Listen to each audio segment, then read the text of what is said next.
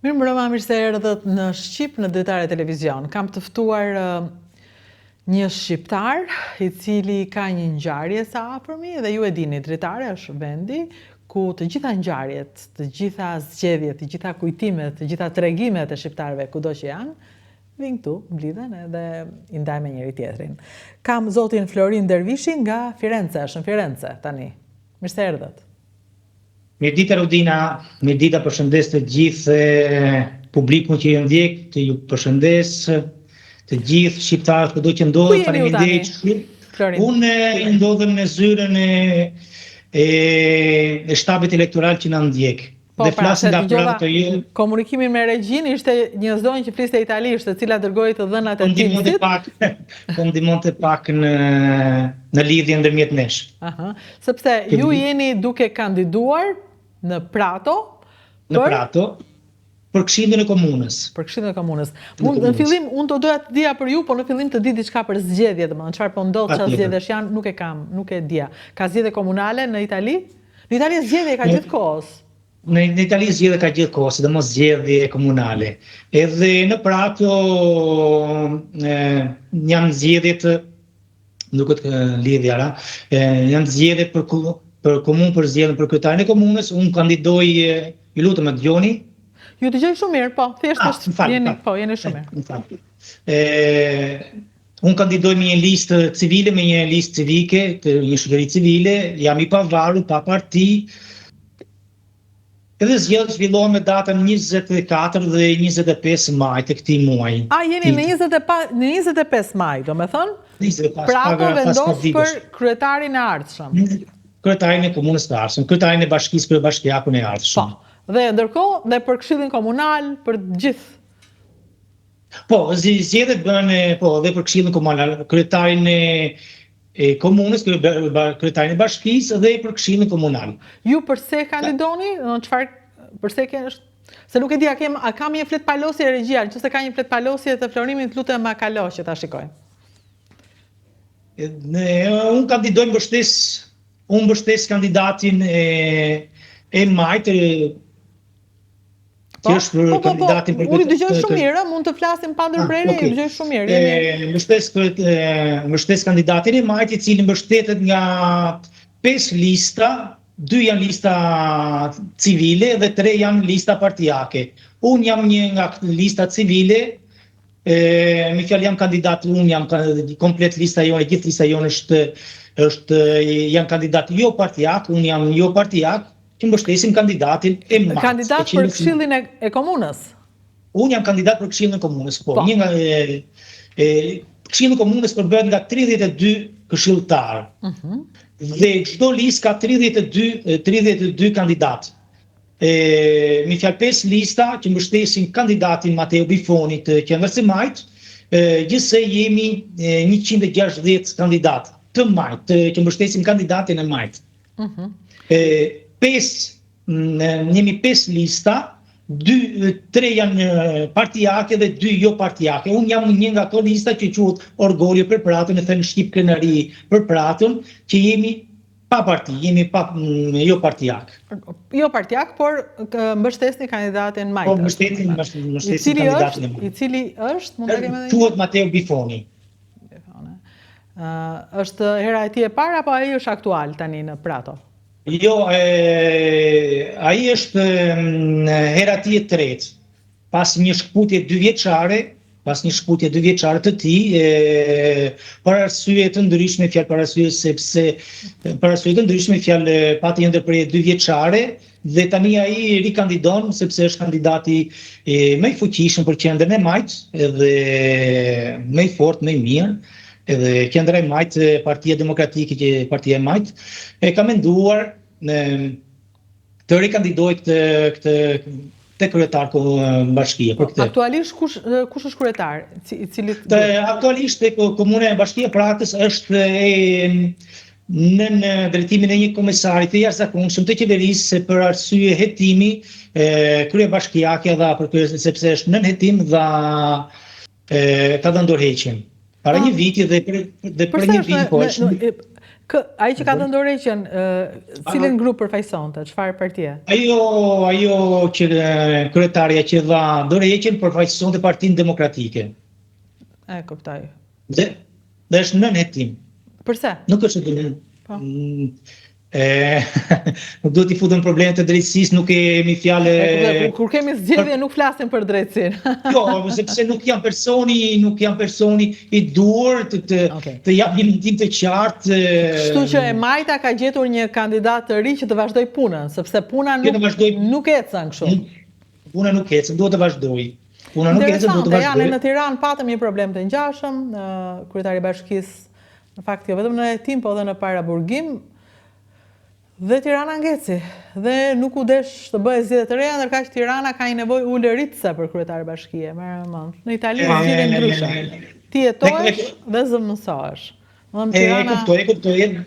E kuptoj pak që ka nevojë, se edhe këtu bashkia qyteti ka nevojë për një kryetar, prandaj koha e mundshme e zgjedhjeve afroi, duket është lejohet pas 6 muajve duhet kaloj një kohë tranzicioni, se nuk mund të votohet direkt në atë presionin që drejtësia do të bëjë punën e saj dhe qyteti njerëzit do të vazhdojnë, do të ecin përpara. Drejtësia bën punën e tij, por qyteti ka punën e tij. Kjo është shumë normale në fakt. Duhet të mësojmë. Ne duhet të mësojmë normale, edhe në Shqipëri këto gjëra ndodhen. Nuk i dinim që domethënë, domethënë, kështu që duhet të mësojmë. I ndjekim edhe pse jetojmë në Itali apo në vende në jeta, koka jonë është gjithmonë te mëdheu. I ndjekim bashkë. Je fiero per prato, però nuk e di qytetin nga ke lindur. Jo, unë jam për prato, por mbi të gjitha jam për Shqipërinë, jam shqiptar. Edhe një nga arsyet që kandidoj, unë kandidoj për të përfaqësuar komunitetin shqiptar në komunën e Pratos. Nuk kandidoj për të gjithë qytetin e Pratos, po kandidoj për të përfaqësuar komunitetin shqiptar në komunën e Pratos. Ne kandidatura ime nuk ka lindur nga dëshira ime, nuk ka lindur nuk është ëndra inate që u zgjova, po ne jemi grup shqiptarësh që takojmë, bisedojmë për hallet e Shqipërisë, për hallet e qytetit, për hallet sepse njeriu bisedon për të mirat dhe për të këqijat, për çdo gjë. Edhe kemi shumë vite që bisedojmë të nxjerrim një kandidaturë nga komuniteti shqiptar, nga shqiptarët, për shqiptarët që të përfaqësojë shqiptarët në Këshillin e Komunës. Shumë mirë, keni bërë shumë mirë. Dhe unë të uroj me gjithë zemër të fitosh, sepse shqiptarët kanë nevojë të përfaqësohen. Nuk ka nevojë vetëm të, siç keni bërë në fakt që e keni marrë atë zemrën e Firencës edhe më shumë, tashmë restorantet, hoteleria, kudo ka shumë shqiptar, por duhet të ketë dhe politikë. Patjetër, duhet kemi përfaqësuesi tanë politik në institucionet duhet, jo duhet me të vërtetë kemi përfaqësuesi tanë. Por do të bëj një korrigjim, Rodina, më falë se po të drejtohem. Prato është Prato, Firenze është Firenze. E mira dhe e keqja e Pratos është se jemi afër Firencës dhe shumë persona e ngatrojnë Prato me Firenze. Prato ka identitetin e saj, ka kulturën e saj, ka zhvillimin e historinë e saj. Jo, unë nuk ngatrova, thjesht tregova faktin që shqiptarët kanë marrë Firencën, kanë marrë zemrën e saj, dhe po kanë marrë zemrën e saj, kanë marrë edhe Praton. Por dua të them, duhet të jenë tani edhe më të dukshëm politikisht, se në fund të fundit është politika që vendos për fatet e gjithçkaje edhe në Itali, jo vetëm në Shqipëri. Kudo në botë është politika ajo që vendos fatet e ecërisë së njerëzimit dhe nuk është mi fjalë që vendos futbolli apo lojë. Jeni angazhuar ju apo është hera e parë juaja? Rodina, që kandidoj është hera e parë. Unë jam angazhuar në mi fjalë në jetën shoqërore të qytetit, të shqiptarëve, është hera e parë që kandidoj dhe është hera e parë që një shqiptar kandidot, në fjalë kandidatura ime nuk është shprehje politike, është hera e parë që sepse në radhën shqiptarë të tjerë kanë kandidatuar shumë kohë më parë, kanë qenë nga viti 2014 që kandidojnë në Prato, flas gjithmonë në Prato. Kandidatimi i parë ishte shprehje e Partisë Socialiste, që mbështeste gjithmonë kandidatin e qendrës së majtë. kishte edhe kandidaturë të djata, por gjithmonë kanë qenë shprehje partijake. Kurse këtë radhë është shprehje e shoqërisë, e komunitetit shqiptar. E kuptoj. Shumë mirë. Për këtë unë dua të falenderoj. Kjo nuk ka ardhur, siç e thash Andrej Natë, nuk është, dua të falenderoj nëse më lejoni shokët e mi dhe shoqet e mia që më kanë mbështetur, kanë kërkuar kandidaturën time, nuk është kam shoqe që nga jugu në veri, duhet të falenderoj shumë edhe për të lidhjen ndërmjet nesh Lida Rexhepaj, që është një person që më ka mbështetur dhe falenderoj shumë nga zemra Lidën për gjithë shka që ka bërë. Lida na telefonoi dhe na kërkoi që t'u intervistojmë. Se ja unë nuk e dija këtë fakt. Dhe Lida tha që ju lutem bëjni dhe ne për Lidën e bëjmë patjetër, se e kemi shikuese të preferuar në dritare. Dhe kjo është e mira, se si të komunikojmë ne me njëri tjetrin, si të njohim njëri tjetrin, si të mbajmë marrëdhëniet dhe të ndihmojmë njëri tjetrin, si ne sot e sigur që do të ndihmojmë duke i kërkuar komunitetit aty që mbase nuk mendon, po ç'pën duhet, ja dhe votova, duhet të votoj kush mundet, duhet ta bëj. Është shumë e rëndësishme që shqiptarët të përfaqësohen. Është moment shumë i rëndësishëm. Nuk duhet të humbasim asnjë sekond për ta kuptuar dhe për ta bërë të dukshme rëndësinë tonë edhe politikisht. Siç ju po bëni, ju përgëzoj jashtëzakonisht. Është shumë faleminderit. Një nga karakteristikat që ka qyteti Pratës është ndërthurja. Qyteti Pratës është kryeqyteti botëror tekstileve dhe në tekstile është ndërthurja e fijeve, e ngjyrave dhe një nga karakteristikat që kam i fjalë është ndërthurja e ngjyrave që karakterizon botën e tekstileve, edhe komuniteti jonë këtë kërkon të bëj, ndërthurjen e kulturës shqiptare, përhapjen e kulturës shqiptare në komunë dhe kudo, sepse ne kemi edhe ne traditat tona, kulturën tonë të mirë, nuk kemi vetëm gjëra, kemi edhe ne kulturën tonë që të ndërthuret me kulturën, që të përhapet në kulturën e qytetit që ku jetojmë, ku punojmë, që ta njohin dhe kulturën tonë, që të njohin dhe personat shqiptar që punojnë dhe që angazhohen në jetën politike, në jetën. Si është jeta e një shqiptari në Prato? Si është një jeta e shqiptarit? Jeta e një shqiptari në Prato është e variuar, është ndryshueshme, ka që punojnë dhe shikojnë një fjalë familjen, ka dhe njerëz shumë të angazhuar politikisht, por që deri tani nuk kanë arritur në nivelet të përfaqësojnë komunitetin apo të përfaqësojnë dike në instancat shtetërore apo komunale, nuk kanë arritur deri tani. Një jeta shqiptare është mendoj shumë e mirë, por kemi nevojë për një shtytje akoma, një ecje, jo shtytje. Kemi nevojë të ecim të barabartë, krah për krah ose dorë për dorë, si mund ta themi, me komunitetin e vjetër të qytetarëve të Pratës, komunitetin prates. Kemi nevojë. Kultura jone, sepse në Prato jetojnë mbi 6.000 shqiptarë, mbi 3.000, është një nga qytetet që ka numrin më të shumtë të shqiptarëve në Itali.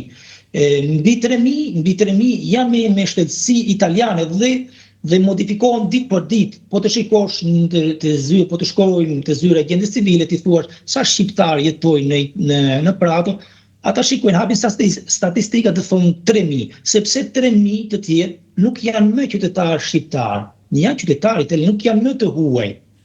Janë qytetarë italianë që votojnë, që votojnë për dike, për dike. Po ka ardhur momenti që të votojnë për shqiptarin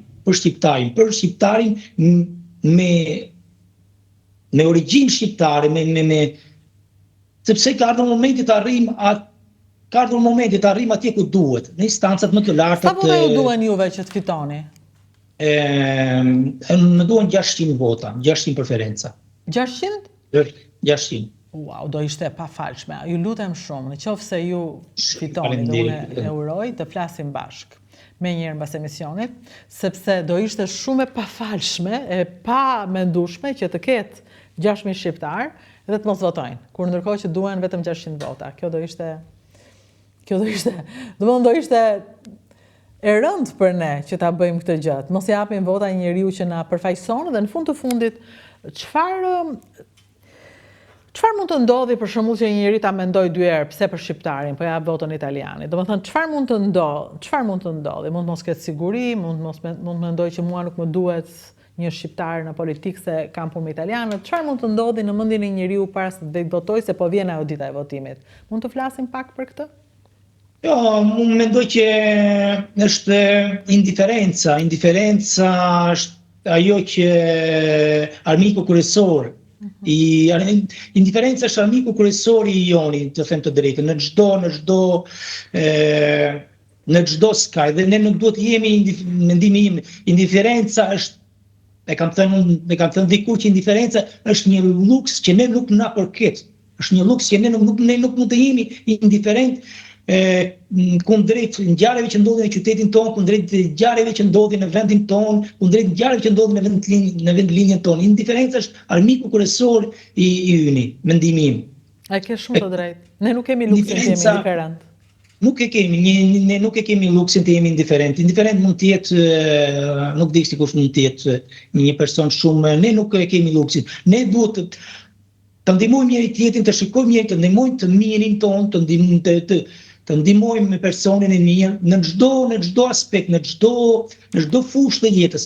Të shikojmë një shkrimtar të mirin tonë, ta ndihmojmë, ta përhapim, sepse kemi nevojë për dije, kemi nevojë për që të na hapet syrit, të na hapet zemra. Edhe indiferenca nuk urdhëron. Ndërkohë, ka shumë shqiptar në industrinë e tekstileve? Ka shumë shqiptarë në industrinë tekstileve që punojnë në reparte të ndryshme, në aspekte të ndryshme, sepse industria tekstileve, nuk e di nëse kuptohet tani, ne kam njohur këtu industrinë e tekstileve, nuk e kam njohur në Shqipëri, e dija që kishte industri tekstile në Shqipëri, por nuk e dija se si linte, se si e dija kush ishte Pambuku, se kisha parë bimën e Pambukut në fshatin ku rrita dhe jetova, por nuk e dija proceset të mëtejshme. Në Shqipëri kam studiuar diçka tjetër dhe këtu erdha bëra diçka tjetër, u adoptova një punë tjetër. Ka shumë shqiptarë që punojnë në industrinë tekstile, që nga procesi fillistar I bërjes së fillit, ngjyrosjes, endjes, tesiturës, të zjarreve, larjes, madje ka patur shqiptarë që kanë punuar dhe kam njohur shqiptarë që kanë punuar edhe për stilistë, ndërmarrjet e stilistëve të mëdhenj, te Roberto Cavalli. Nuk është momenti, po ka patur shumë shqiptarë që kanë punuar. Unë njoh plot prej tyre, edhe jam shumë e kënaqur për të gjithë hapat që kanë hedhur. Madje për njërin prej tyre jam më krenare nga gjithë, po as po I themi emrin. Ndonjëherë kur ta vendosin na dalin në dritare. Jam shumë e kënaqur për rrugën që kanë, edhe nuk bëhet më fjalë ajo shqiptare apo ajo italiane, bëhet fjalë për njerëz që kanë një karrierë, një super karrierë profesionale, janë fantastike. Dina, ne jemi një popull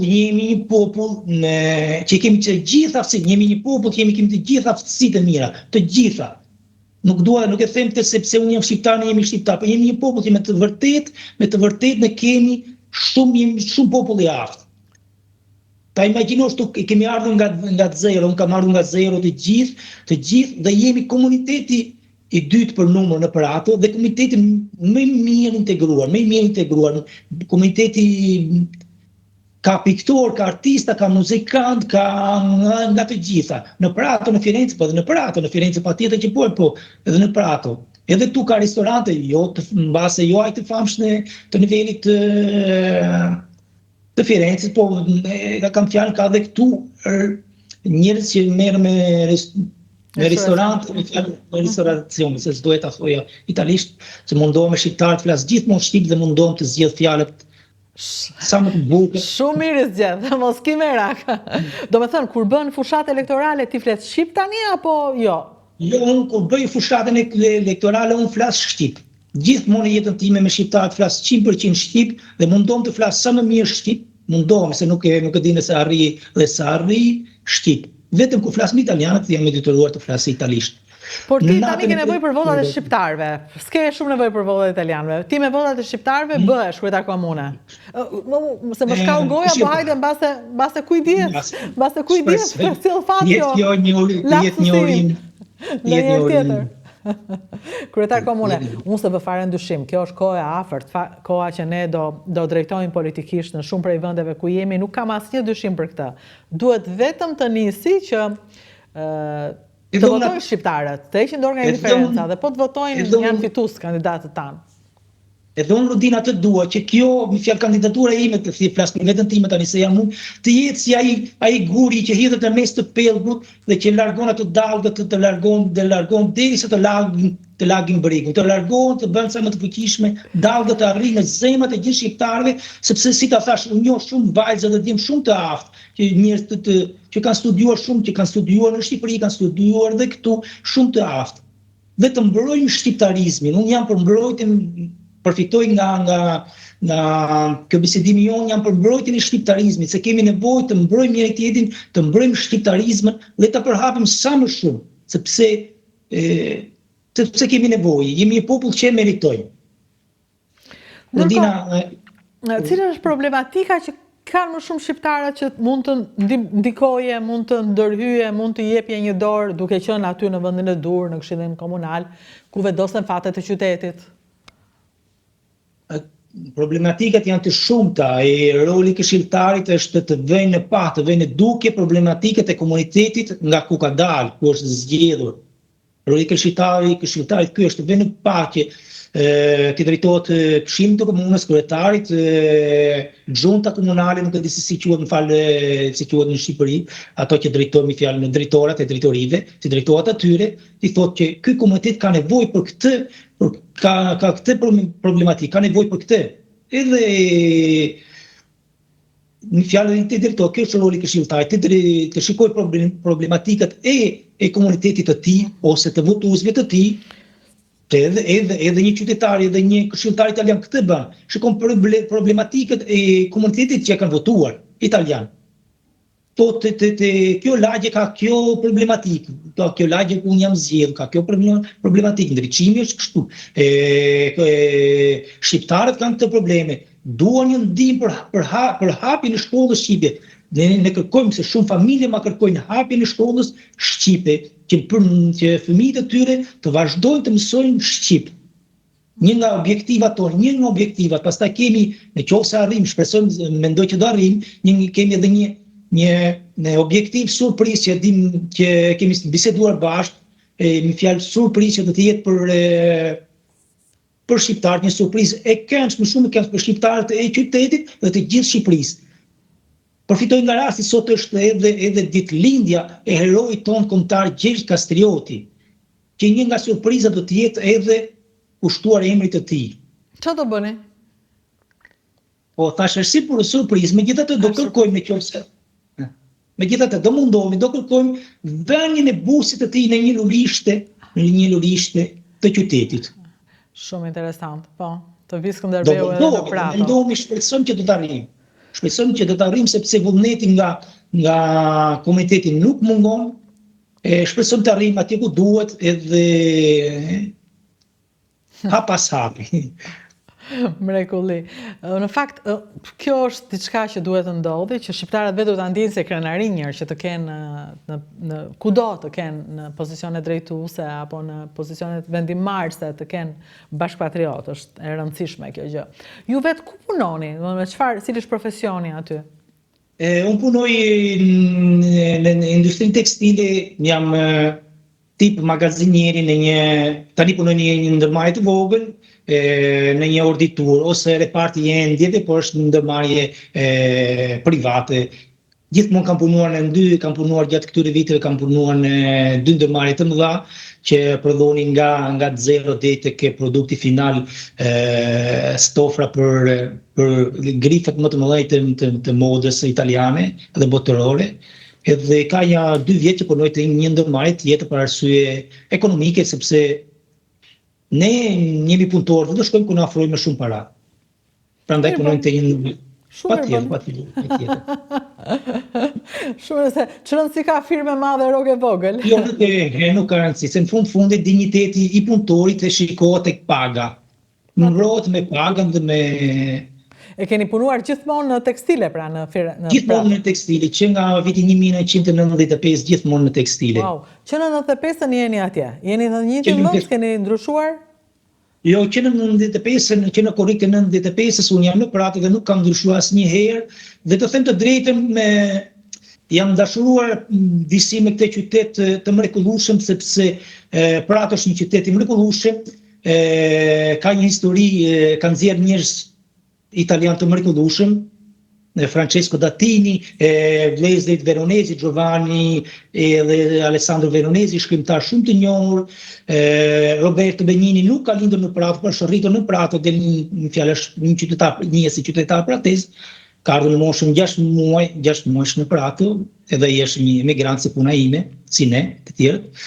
Edhe një fjalë ka njerëz të mrekullueshëm, punëtor, edhe më pëlqen një ky qytet. Po në Shqipëri çfarë bënit? Në Shqipëri vetëm kam studiuar. Vetëm studime, shkolla. Përse keni studiuar? Kam studiuar, kam mbaruar veterinarinë e mesme në Fier, në shkollën e Raket Kureziu. Kam kaluar në vitin, megjithëse kalova provimet për të drejtë për të hyrë në universitet, fitova, por megjithatë në vitin 95 vendosa që të mos i vazhdoj. Për arsye ekonomike dhe të tjera, për të arsye të tjera. Nuk e vazhduat më dhe u larguat. Nuk vazhdova më, u ktheva edhe në vitin 2012, dash përsëri provimet në drejtorinë arsimore të Fierit për të rikthyer të studioje në universitet në Shqipëri apo në Itali, edhe aty me rezultate shumë të mira, edhe aty fitova, nuk e di, nuk i vazhdova dhe atje. Nuk i kam vazhduar në universitetin. Këtu kam bërë kurse të ndryshme, në vite të ndryshme, për si mediator kultural, kam marrë pjesë në shumë asociacione, shumë shoqëri të ndryshme. Por ajo që ju veçon juve nga të tjerët është angazhimi pra shoqëror. Ju jeni angazhuar në shoqëri. Që në fillim të ardhes time jam angazhuar, Rudina. Po si ka mundësi, se në fillim keni qenë në një vend të panjohur, kur si, megjithatë nuk më shduku asnjëherë dhe një vend i panjohur, të them të drejtën. Një njeri kur punon sillet mirë dhe nuk më është të dukur. Kam lëvizur një fjalë për arsye si thua turizmi në thonjza. Kam lëvizur në qytete të ndryshme të Italisë dhe të botës, dhe nuk më është dukur vetja asnjëherë i huaj, më është dukur pjesëmarrës i një qyteti. Ndjehem shumë mirë në çdo qytet të Shqipërisë, edhe në çdo qytet të Italisë apo në qytete të tjera europiane ku kam shkuar. Tani njerëzit që bëjnë stafin tuaj elektoral janë miqt, janë të afërm, kush janë që ju rrethojnë? Nga shqiptarët, me fjalë janë një grup shqiptar, siç e thash, ku ka dalë është Lida Rexhepa, është nga Vlora, Strit Manko nga Lushnja, Sokol Leshi nga Lesha, Bari Gurra nga Shkodra, Florian Fusha nga Dukagjini, janë shumë, jemi shumë. Bravo, pas ke mbledhur gjithë Shqipërinë në Prato. Nuk i kam mbledhur, jemi mbledhur të gjithë bashkë. Nuk është se doja të thash, ka qenë një debat në thonjza gjithmonë, ka qenë një diskutim jonë disa mujorësh, megjithëse është një diskutim disa vjeçarësh, rrugtimi jon ka nisur që nga viti 2012, që ne mendojmë që të kemi përfaqësuesin tonë të dalë nga komiteti jonë, dhe jo të jetë shprehje e partive politike. Me fjalë që kur të ne t'i themi ky është i yni.